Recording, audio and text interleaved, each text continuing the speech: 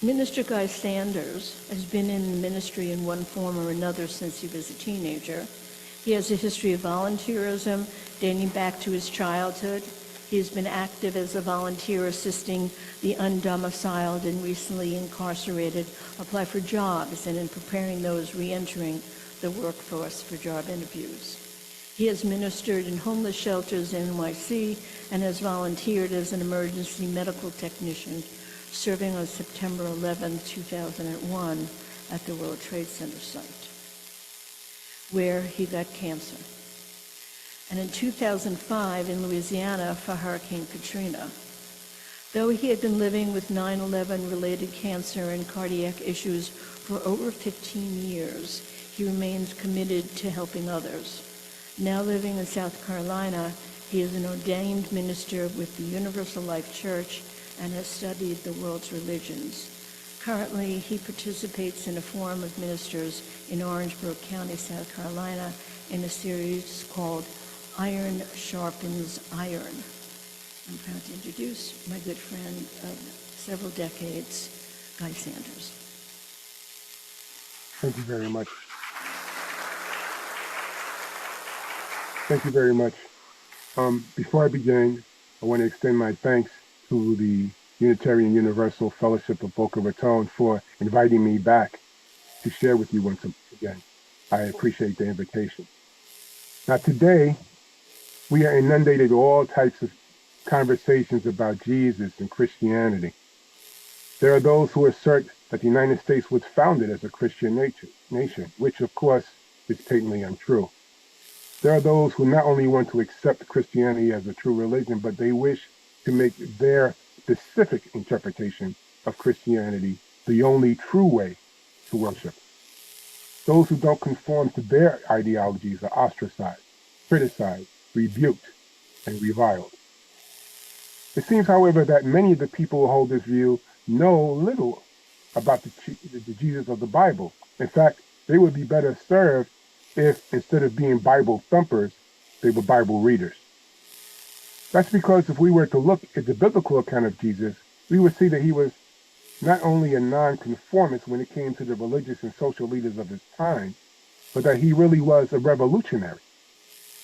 A revolutionary Jesus? What could you mean? Give me a few minutes and we'll see just how the biblical Jesus was revolutionary and how that aspect of his ministry should inspire and motivate us to emulate him. We're going to look at just a few examples of how the revolutionary Jesus was and how his revolution inspired others into nonconformity and positive action. Now, the very mention of the word revolution makes some people feel uneasy. Their thoughts immediately go to something radical, even violent. Rebellion also comes to mind for some. But what does the word really mean? How does the dictionary define the word revolution?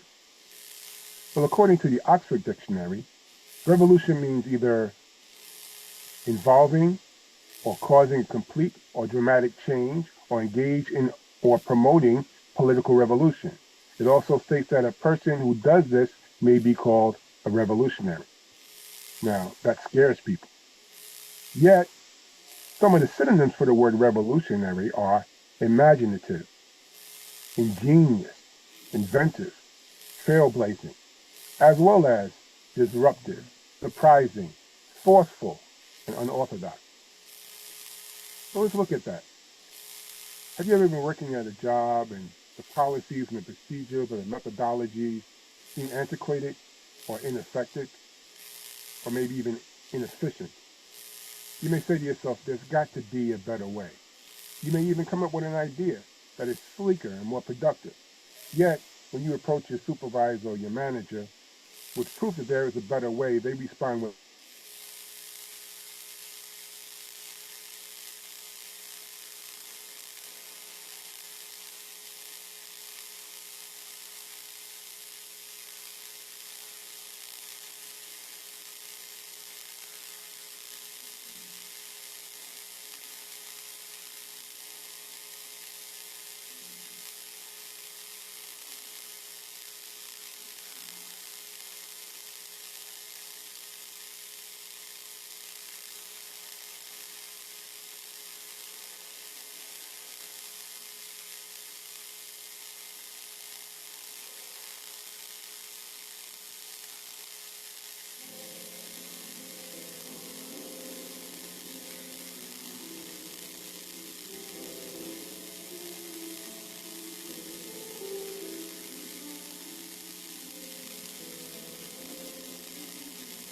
Okay, I got lost for a second there.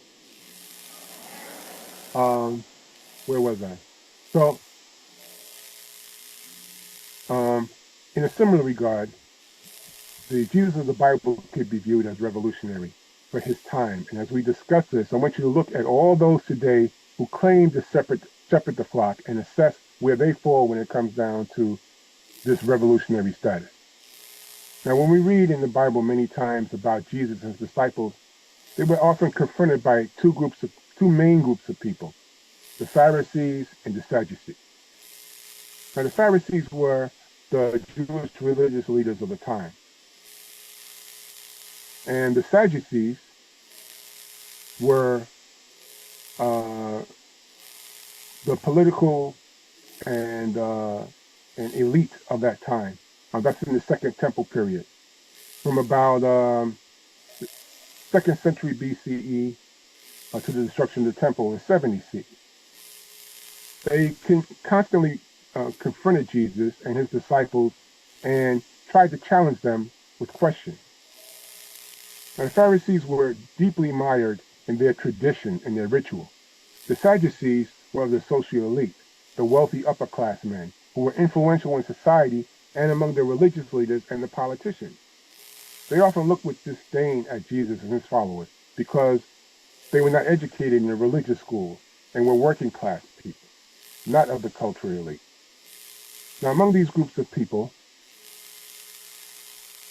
there was an insistence upon doing things a certain way. If you didn't perform the rituals in a prescribed manner, then you could be approached by them and your faith would be questioned.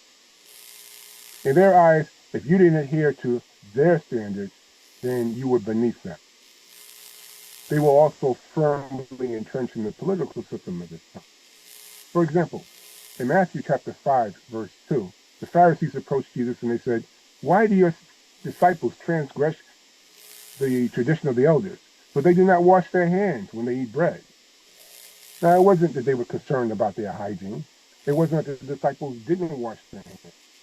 It was that they didn't perform the ritual washing that the Pharisees decided had to be done before they ate. So because of their being more concerned with the appearance of piety rather than the actions of the person, they judged people as not being righteous.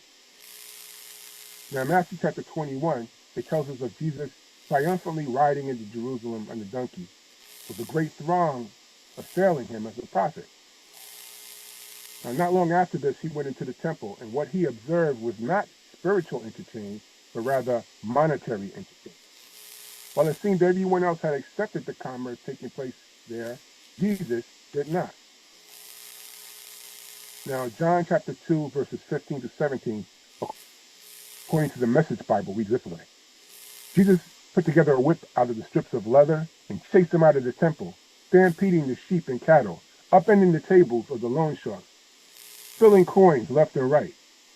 He told the dove merchants, "Get your things out of here. Stop turning my father's house into a shopping mall." That's when his disciples remembered the scripture, "Zeal for your house consumes me." Now, Matthew chapter 21, verses 12 to 14, illustrates the same incident in this way. It says, Jesus entered the temple courts and drove out all who were buying and selling there. He overturned the tables of the money changers and the benches of those selling doves. "It is written," he said to them, "My house shall be called a house of prayer, but you are making it a den of robbers." The blind and the lame came to him at the temple, and he healed them. But when the chief priests and the teachers of the law saw the wonderful things he did, and the children shouting in the temple courts, "Hosanna to the Son of David," they were indignant. Yes, it seems that the religious leaders and the prominent ones of that day saw the same things that Jesus did, yet they did nothing about it. They saw that the word had lost its prominence to the commerce that was surrounding the temple to such an extent that the blind and the lame could not even gain access to the temple. But instead of assisting Jesus in restoring order to the temple and returning it to its original purpose, they instead looked upon him with disdain. His actions were revolutionary. He took bold action against the status quo, and he defied the way that they had been conducting business as usual. But Jesus was revolutionary for his time because he did not genuflect before the leaders of the day.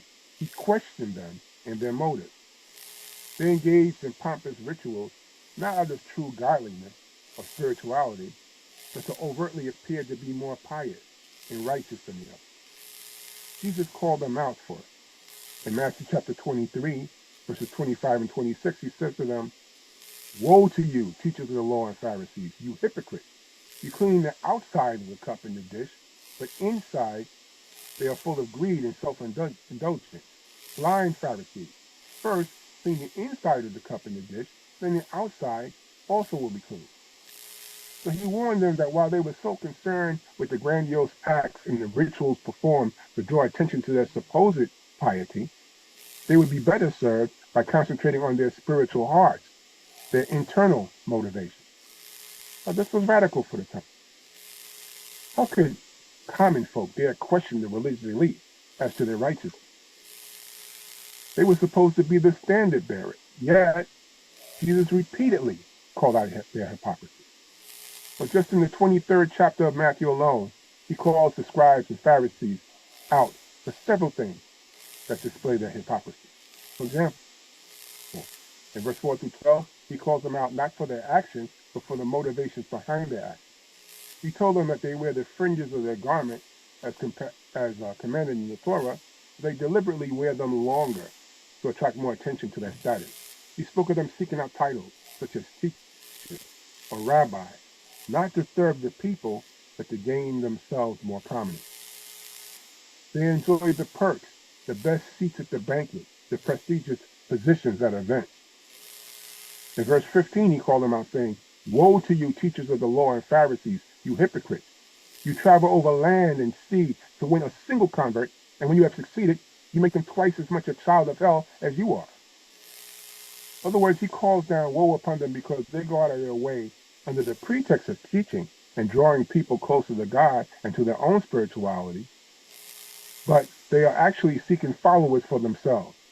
They were seeking to elevate themselves, to draw attention to themselves, to draw followers to themselves.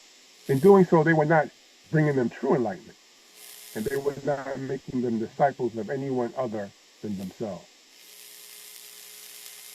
Again, when we read the entire chapter of Matthew, chapter 23, and see Jesus boldly addressing the hypocrisy of those who were supposed to be leading the people spiritually, but they were more concerned with their own positions and prominence. He calls them out for their love of material gain. He chastises them for claiming to revere the prophets and the word, but says that they are instead like those who slew the prophets because they did not follow their word and were leading the people astray. The Sadducees and Pharisees often questioned Jesus as to the law, not to gain understanding or to understand his perspective. No, they sought to entrap him. When they asked him, "Teacher, what is the greatest commandment in the law?" he answered them by quoting the Torah, stating, "You shall love the Lord your God with all your heart, and all your soul, and all your mind. This is the great and first commandment. And the second is like it. You shall love your neighbor as yourself." This is found in Matthew chapter 22, verse 36, even though he was quoting both from Deuteronomy chapter 5, verse 6, and from Leviticus chapter 19, verse 2. Now, he could have very well left it with that first commandment, but he added that second one. Why? Because while that second commandment was initially referencing Israelite neighbors, it was later expanded in Leviticus 19 to include all foreigners and strangers in the land. These religious and societal leaders of Jesus' day not only had a disdain for those who believed as they did, but who were not in the same social plane that they occupied, they also refused to deal with anyone outside of their beliefs unless it was beneficial for them. Hence, the Bible gives us two illustrations. One, a parable of Jesus and a conversation, and another, a conversation of Jesus involving the Samaritans.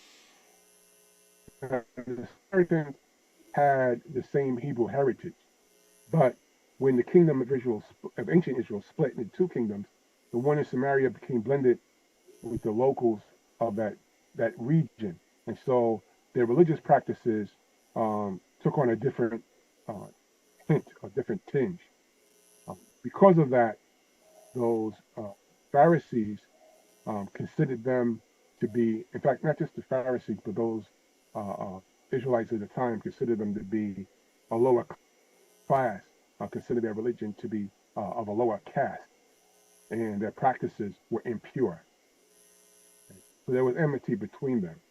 Yet, in the parable of the Good Samaritan that was discussed earlier today, it showed that it was not the pompous ones or the supposedly religious ones that showed love and compassion to the man who was assaulted, but it's one who was looked down upon as lowly, as inferior, who did the superior thing. Likewise, when Jesus spoke with the Samaritan woman at the well, she listened to what he had to say. And then she went to the village and brought the men of the village to him, vouching for who he was and for his message. So not only was she, as a Samaritan, considered of a lower caste, but she was a woman in a patriarchal society. Yet Jesus used her, and she was able to bring the men to him. Jesus found time to speak to her, and he spoke with her when others disdained her. What a revolutionary thought for the time. Now we see that often the scribes, the Pharisees, and the Sadducees were more often concerned with the letter of the law than with the spirit of the law. Reverend Dr. Martin Luther King Jr. is often quoted today by people who want to tell marginalized people how they should combat injustice. Yet, there are very few who quote his later speeches and his writings, particularly in his letter from a Birmingham jail. He wrote this while he was incarcerated during a protest, and this is what he said, quote, "I would be the first to advocate obeying just laws. One has not only a legal, but a moral responsibility to obey just laws. Conversely, one has a moral responsibility to disobey unjust laws. Any law that uplifts human personality is just." In Acts chapter 5, verse 29, we are told, "But Peter and the other apostles answered and said, we must obey God as ruler rather than men," when they were told by the authorities not to preach the word of the gospel anymore. What principles of the revolutionary Jesus should we abide by today? As so many people today claim religiosity, yet they seem to support policies and beliefs that are harmful to their neighbors and to fellow human beings. Well, in Matthew chapter 25, we have the parable of the separation of the sheep from the goat. And in verses 34 to 46, he says, "The king will say to those on his right, 'Come, you who are blessed by my Father, take your inheritance, the kingdom prepared for you since the creation of the world. For I was hungry, and you gave me something to eat. I was thirsty, and you gave me something to drink. I was a stranger, and you invited me in. I needed clothes, and you clothed me. I was sick, and you looked after me. I was in prison, and you came to visit me.' Then the righteous will answer him, 'Lord, when did we see you hungry and feed you, and thirsty and give you something to drink? When did we see you a stranger and invite you in, or needing clothes and clothe you? When did we see you sick or in prison and go to visit you?' The king will reply, 'Truly I say to you, whatever you did to the least of these brothers and sisters of mine, you did for me.' Then he will say to those on his left, 'Depart from me, you who are cursed, into the eternal fire prepared for the devil and his angels. For I was hungry, and you gave me nothing to eat. I was thirsty, and you gave me nothing to drink. I was a stranger, and you did not invite me in. I needed clothes, and you did not clothe me. I was sick and in prison, and you did not look after me.' They will also answer, 'Lord, when did we see you hungry or thirsty or a stranger or needing clothes or sick in prison and did not help you?' He will reply, 'Truly I tell you, whatever you did not do for the least of these, you did not do for me.' Then they will go away into eternal punishment, but the righteous to eternal life." Now today, there are those who claim to be faithful. They say they are following a certain path and claim a certain spirituality. Are they similar to the Pharisees and Sadducees of Jesus' day? Are they more concerned with the ritual and the appearance of respectability than with doing good works? Are they caught up with the letter of the law instead of the spirit of the law? Are they providing for those in need, or do they look at those people with disdain? Do they make excuses for the inhumane treatment of marginalized people, using their beliefs or the law as a mask for their own biases and prejudices? Are they boldly addressing inequity and unfairness? Are they passively conceding to maintaining the status quo, especially since it may not affect them directly? If we are to follow the examples of the revolutionary Jesus, we will boldly speak out. We will act not just to do things right, but more importantly, to do the right thing. We not simply maintain the status quo by going along with or going along to get along. We will stand up for freedom, justice, and equality. We will stand up against that which is unfair and raise our voices for those whose voices have been silenced.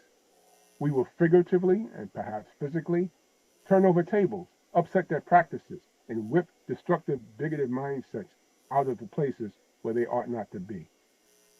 We too must be revolutionary until such time as these things are eradicated from among us. Are we willing to do that for our loved ones, for our neighbors, for humanity? Are you? Only you can answer that question. Thank you.